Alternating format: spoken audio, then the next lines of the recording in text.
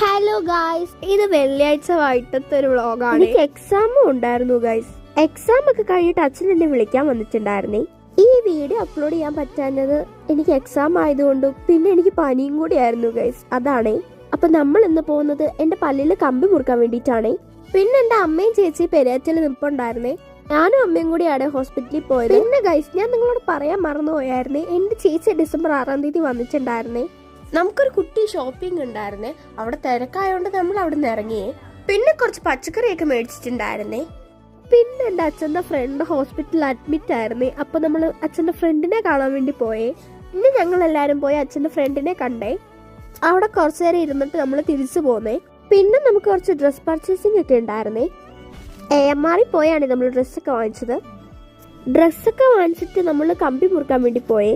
പിന്നെ കമ്പിയൊക്കെ മുറുക്കി കഴിഞ്ഞിട്ട് തിരിച്ച് വീട്ടിൽ പോയേ. പിന്നെ നമ്മൾ ചിക്കൻ നൂഡിൽസ് മേടിച്ചിട്ടുണ്ടായിരുന്നേ. രാത്രി അതാണ് കഴിച്ചത്. അപ്പൊ ഇത്രയുള്ള ഇന്നത്തെ വ്ളോഗ്. ടാറ്റാ.